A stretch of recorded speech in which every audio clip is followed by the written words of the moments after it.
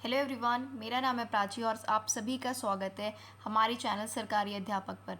मुझे उम्मीद है आप सभी बहुत अच्छे होंगे और आप सभी की सीटेट की तैयारी भी बहुत अच्छी चल रही होगी।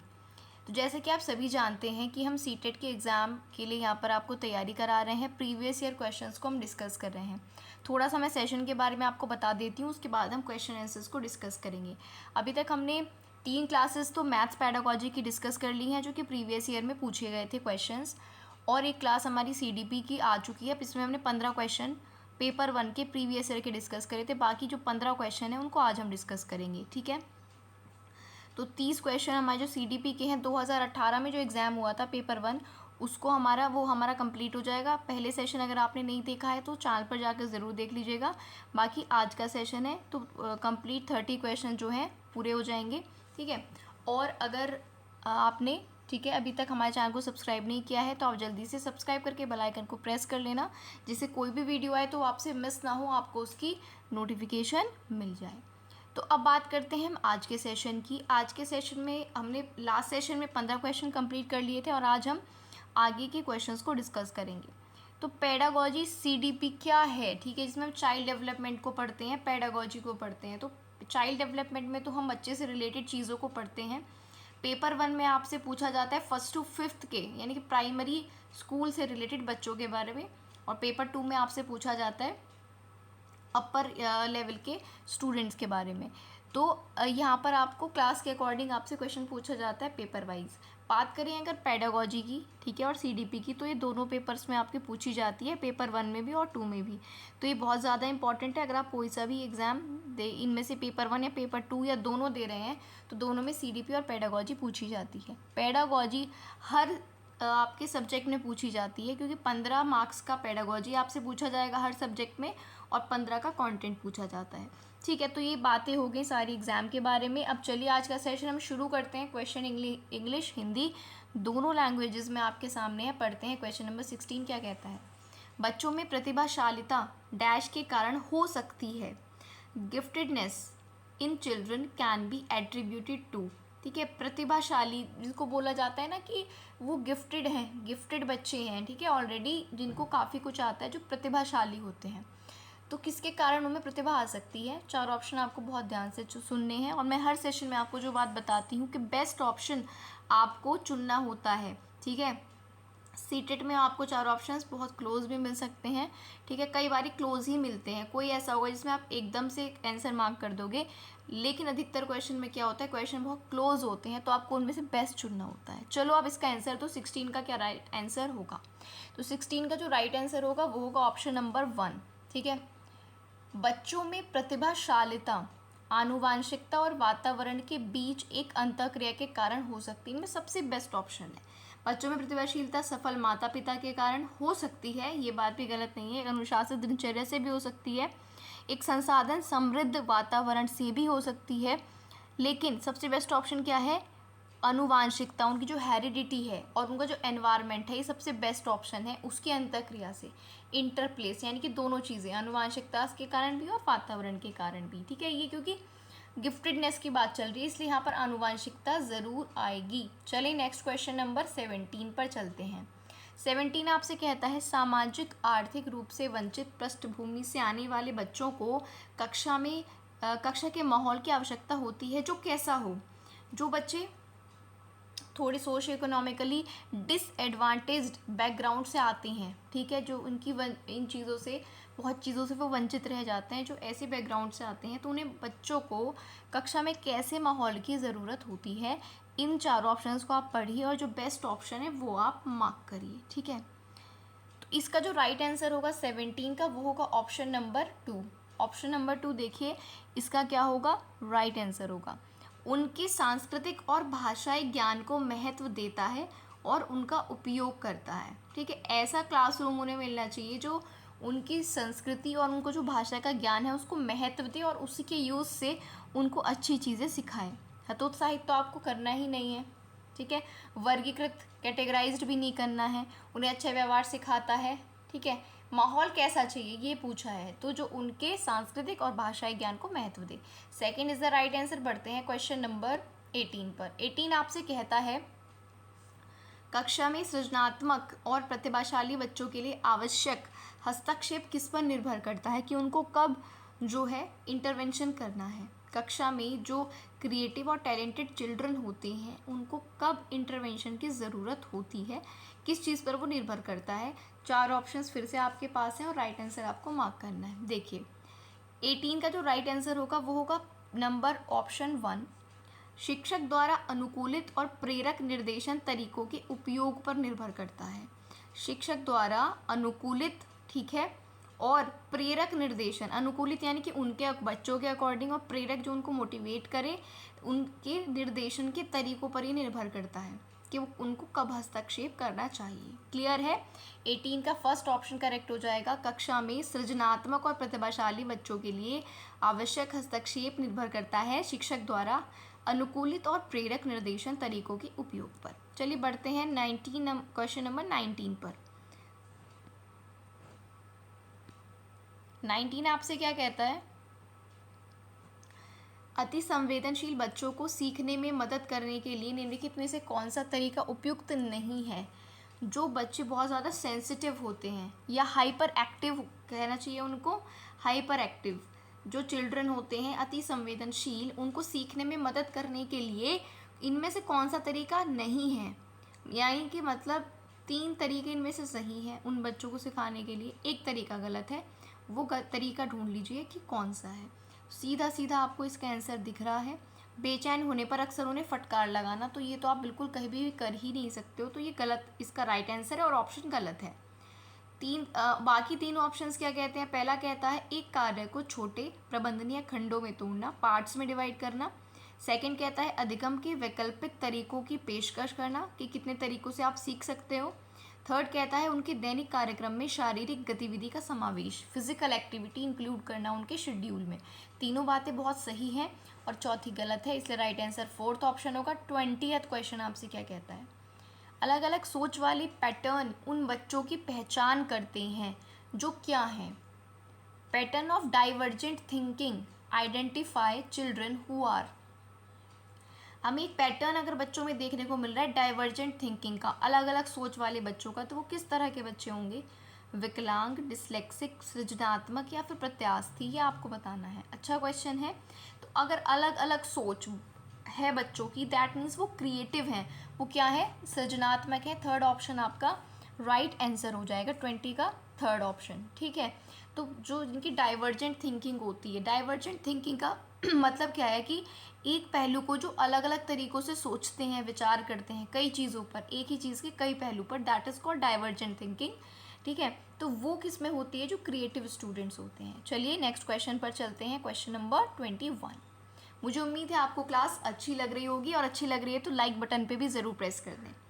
निम्नलिखित में से कौन सा शिक्षक द्वारा कक्षा में बच्चों के लिए समस्या हल करने के तरीके का वर्णन नहीं कर सकता। शिक्षक कक्षा में बच्चों के लिए समस्या का हल कर रहा है, तो इनमें से कौन सा तरीका वो नहीं हो सकता। ये देखिए बहुत सारे क्वेश्चन आपके नहीं के पूछे जाते हैं, ठीक है। तो आपको क्वेश्चन अच्छे से पढ़ना है, गलती से सही वाला नहीं चुन लेना। नहीं बताना है कि शिक्षक द्वारा कक्षा में बच्चों के लिए समस्या हल करने के तरीके का वर्णन नहीं कर सकता है, इनमें से कौन सा। तो 21 का जो राइट आंसर होगा दैट इज़ ऑप्शन नंबर 4, अभिसरण उत्तरों वाले प्रश्न पूछना।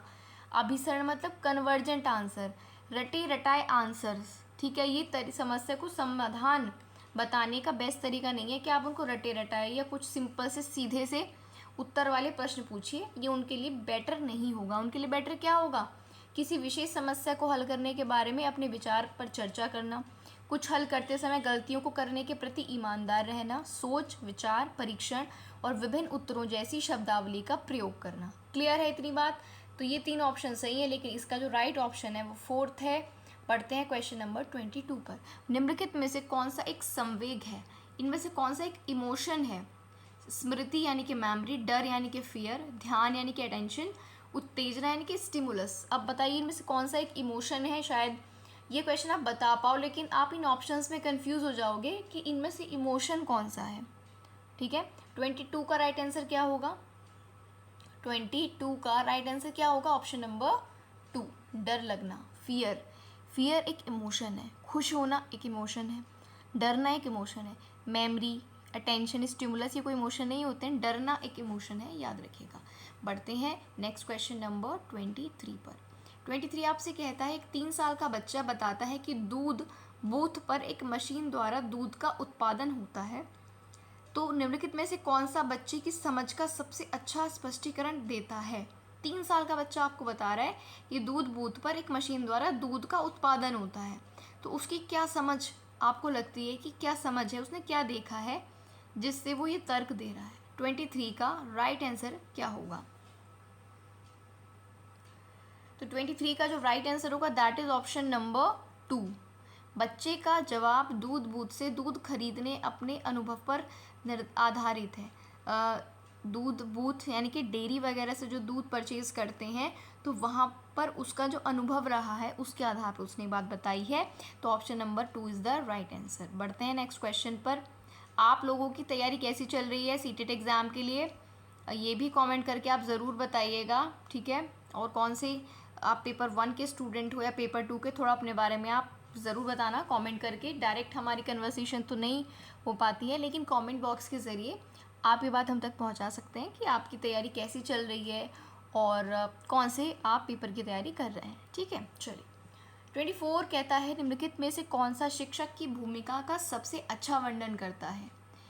एक टीचर की क्या भूमिका होती है, क्या रोल होता है, सबसे बेस्ट कौन से, देखो इसमें लिखा है सबसे अच्छा वर्णन कौन कर रहा है। दैट मीन्स कि हो सकता है सारे अच्छा वर्णन कर रहे हो, लेकिन सबसे अच्छा यानी कि बेस्ट आपको चुनना है। 4 ऑप्शन आपके पास हैं और पढ़िए चारों को, चाहे तो आप वीडियो पॉज भी कर सकते हैं। देखिए क्या होता है, जो लोग बहुत समय से प्रिपरेशन कर रहे हैं वो क्वेश्चन को जल्दी समझ लेते हैं और ऑप्शंस को भी, लेकिन जिन्होंने हाल ही में तैयारी करनी शुरू करी है उनको क्वेश्चन और ऑप्शंस को पढ़ने में समय लग सकता है, इसलिए आप अपना समय लीजिए। तो 24 का जो राइट आंसर होगा वो 4th ऑप्शन होगा, ऑप्शन नंबर 4। सबसे अच्छा टीचर की भूमिका का वर्णन कौन कर रहा है? आराम के लिए जगह बनाना जहाँ बच्चे संवाद और पूछताछ के माध्यम से सीखें। क्रिएट, आराम का मतलब ये नहीं है रेस्ट करने सोने के लिए स्पेस बनाना। रिलैक्स्ड स्पेस, जहाँ पर बच्चे रिलैक्स रहें, ठीक है, जहाँ पर वो संवाद से, बातें करने से, एक दूसरे से सीखें उस तरह से। तो ये सबसे अच्छे टीचर की भूमिका का वर्णन करता है। कक्षा, पहला ऑप्शन क्या कहता है? कक्षा में शिक्षक की सबसे महत्वपूर्ण भूमिका अनुशासन बनाए रखना है। गलत नहीं है ये बात भी। एक शिक्षक को निर्धारित पाठ्य पुस्तक का पालन करना चाहिए, वो भी करता है शिक्षक। 3rd कहता है पाठ्यक्रम को समय पर पूरा करने के साथ साथ दोहराने के लिए पर्याप्त समय देना। तो ये इतने ज़्यादा इंपॉर्टेंट नहीं, सबसे ज़्यादा इंपॉर्टेंट है ये। बच्चों को जितना ज़्यादा डायलॉग और इंक्वायरी के लिए मौका दोगे उससे वो ज़्यादा सीखते हैं। तो इसका 4th ऑप्शन 24 का करेक्ट हो जाएगा। बढ़ते हैं नेक्स्ट क्वेश्चन नंबर 25 पर। निम्नलिखित में से कौन सी कक्षा समृद्ध शिक्षा को प्रोत्साहित करती है? समृद्ध शिक्षा का मतलब है एनकरेजेस रिच लर्निंग्स, ठीक है। इनमें से कौन रिच लर्निंग का यानी कि समृद्ध शिक्षा का, जो आपको हर तरह से एक एजुकेट करती है, ठीक है, समृद्ध शिक्षा यानी कि रिच लर्निंग को इनमें से कौन सा ऑप्शन अच्छे से प्रोत्साहित कर रहा है? 4 ऑप्शन आपके पास हैं, ठीक है। पढ़िएगा और उत्तर दीजिएगा। 25 का राइट आंसर क्या होगा?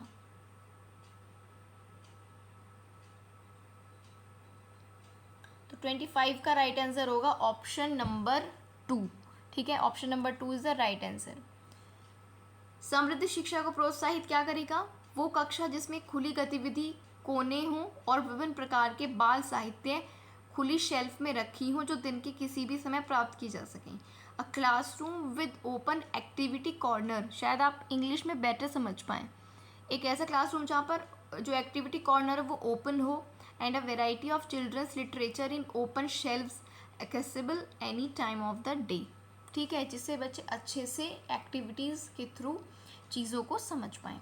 तो 25 का राइट आंसर ऑप्शन नंबर 2 हो जाएगा। बढ़ते हैं नेक्स्ट क्वेश्चन नंबर 26 पर। निम्नलिखित में से कौन सा कक्षा में पाठ्य पुस्तकों की भूमिका का सबसे अच्छा वर्णन करता है? कक्षा में पाठ्य पुस्तकों की भूमिका के बारे में क्वेश्चन है और सबसे अच्छा उसको डिस्क्राइब कौन करेगा? 4 ऑप्शंस में से आपको बताना है। 26 का राइट आंसर क्या होगा? The right answer is option number 1। वो कक्षा में उपलब्ध संसाधन और संदर्भ सामग्री में से एक है। पाठ्य पुस्तक क्या है क्लासरूम में? ठीक है, एक मटेरियल है, ठीक है, they are one of the resources and reference materials available in the class. तो पाठ्य पुस्तक क्या है? एक संसाधन है जिसके थ्रू हम पढ़ते हैं और एक सामग्री है। क्लियर है इससे? तो पाठ्य पुस्तक की भूमिका कक्षा में एक संसाधन और सामग्री के रूप में होती है।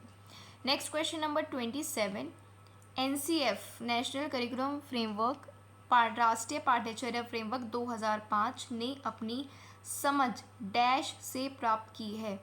ठीक है, NCF 2005 derives its understanding from, कहाँ से अपनी समझ को लिया है NCF 2005 ने? 27वें क्वेश्चन का आंसर आपको करना है। You have 4 options to answer the correct one. ठीक है, 27 का जो राइट आंसर होगा दैट इज ऑप्शन नंबर 3, रचनावाद, कंस्ट्रक्टिविज्म। तो NCF 2005 ने जो अपनी समझ ली है, जो अंडरस्टैंडिंग डिराइव करी है, वो रचनावाद से करी है, कंस्ट्रक्टिविज्म से करी है, याद रखिएगा। नेक्स्ट क्वेश्चन नंबर 28 आपसे कहता है कक्षा में बच्चों को प्रेरित समझा जा सकता है यदि वो अच्छी तरह से वर्दी पहन के स्कूल में आए, अनुशासन में रहें, सभी उपस्थिति में नियमित हैं, वे शिक्षक से स्पष्टीकरण प्राप्त करने के लिए प्रश्न पूछें। बताइए, अच्छा क्वेश्चन है और आंसर भी आप, मुझे उम्मीद है इसका आपने करेक्ट आंसर चूज कर लिया होगा। तो इसका राइट आंसर ऑप्शन नंबर 4 होगा। बच्चे प्रेरित हैं, बच्चे मोटिवेटेड हैं अगर वो शिक्षक से प्रश्न पूछ रहे हैं किसी भी चीज़ के स्पष्टीकरण के लिए, क्लैरिफिकेशन के लिए। स्टूडेंट अगर प्रश्न पूछता है वो सबसे बेस्ट तरीका होता है उसको मोटिवेट रखने का। ठीक है, पढ़ते हैं क्वेश्चन नंबर 29 पर। 29 आपसे कहता है निम्नलिखित में से कौन सा बच्चों में अधिगम में सुधार लाने के लिए सबसे अधिक उपयुक्त है? Most suitable to improve children's learning, बच्चे की लर्निंग को इम्प्रूव करने के लिए 4 ऑप्शंस में से what is the best option, ये आपको बताना है। 29 का राइट आंसर क्या होगा ये बताइए। ऑप्शन नंबर होगा 4। शिक्षक को वास्तविक जीवन स्थितियों पर बच्चों को एक दूसरे के साथ बातचीत करने में मदद करनी चाहिए। इंटरेक्शन बहुत ज़्यादा इंपॉर्टेंट होता है। ठीक है, अधिगम में सुधार अगर आपको करना है तो बच्चों में इंटरेक्शन को बढ़ाइए। ठीक है, ऑप्शंस और भी सही हैं, ऑप्शन गलत नहीं है। जैसे थर्ड ऑप्शन कह रहा है कक्षा में सभी प्रकार की शिक्षण सामग्री हो। दूसरा कहता है शिक्षक को विभिन्न उदाहरणों और चित्रों का उपयोग करके विषय की व्याख्या करनी चाहिए।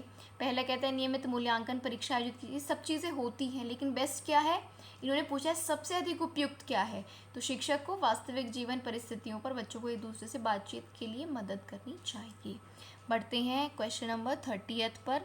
ठीक है, 30 आपसे कहता है अनुशासन यानी कि डिसिप्लिन जो अधिगम वातावरण में महत्वपूर्ण भूमिका निभाता है, किस तरह से मदद करता है अधिगम में? हम कहते हैं जो डिसिप्लिन है वो लर्निंग में इम्पॉर्टेंट होता है। किस तरह से इम्पॉर्टेंट होता है ये बताइए। 30 का राइट आंसर क्या होगा? चुप्पी साधे रहने के लिए, शिक्षकों को निर्देश देने के लिए, बच्चों को उनके पाठ रट कर याद करने के लिए, या फिर बच्चों को अपनी शिक्षा को विनियमित और मॉनिटर करने के लिए। Obviously option number A is the right answer. कभी कभी क्या होता है, अभी इस क्वेश्चन के आंसर के बाद मैं आपको बताऊंगी। तो अनुशासन जो अधिगम वातावरण में हेल्प करता है पढ़ने में, लर्निंग में, इसलिए करता है क्योंकि वो बच्चों को एक शिक्षा को विनियमित, रेगुलेट करने में और मॉनिटर करने में हेल्प करता है। कई बार मैं आपको ये बता रही थी, ये CDP के हमारे 30 क्वेश्चंस फिनिश होते हैं CDP एंड पेडागोजी के पेपर 1 के। ठीक है, मैं आपको ये बोल रही थी कि कई बार अगर 4 ऑप्शंस में से आपको उस क्वेश्चन का आंसर नहीं आता तो आपको गलत ऑप्शंस को एलिमिनेट करना चाहिए। जैसे इस 30th क्वेश्चन में रटना आप हटा दो, शिक्षकों का निर्देश देना हटा दो, चुप रहना हटा दो, क्योंकि यहाँ पर इनका कोई मायना ही नहीं है, कोई इंपॉर्टेंस नहीं है। तो आप ऑटोमेटिकली ऑप्शन नंबर 1 को ही टिक करोगे। तो ये तरीका होता है क्वेश्चन सॉल्व करने का कि अगर आपको इस आंसर नहीं आता तो कोशिश करो 4 ऑप्शंस में से ज़्यादा को एलिमिनेट करने का। मान लीजिए आपने 2 को एलिमिनेट कर दिया है, 2 का आपको नहीं पता है, तो उनमें से एक आप लगा सकते हो अगर नेगेटिव मार्किंग नहीं है। तो ये भी कुछ तरीका होता है। ये सारी चीज़ें स्ट्रैटेजी पेपर को सॉल्व करने की भी हम आपके साथ एक दिन को ज़रूर शेयर करेंगे। तो आज की वीडियो में इतना ही रखेंगे। वीडियो अगर आपको अच्छी लगी है तो लाइक कर दीजिए। सब्सक्राइब अभी तक नहीं किया है तो सब्सक्राइब कर लेना, जिससे कोई भी वीडियो आए तो आपको नोटिफिकेशन डायरेक्टली मिल जाए। ठीक है, और जाने से पहले जो आपके ग्रुप्स हैं, स्टडी ग्रुप्स में आप इस वीडियो के लिंक को शेयर कर देंगे तो बहुत अच्छा रहेगा। अगर आपको कोई भी डाउट है एग्ज़ाम रिलेटेड, अपने सब्जेक्ट रिलेटेड, तो वो आप कमेंट बॉक्स में लिख सकते हैं, हमसे पूछ सकते हैं अपनी किसी भी क्वेरी को। मिलेंगे जल्द ही नेक्स्ट वीडियो में, तब तक के लिए अपनी लगातार तैयारी करते रहिए, पढ़ते रहिए, जब तक एग्ज़ाम आपका क्रैक नहीं हो जाता है। चलिए आज के लिए इतना ही रखते हैं। Thank you for watching the video.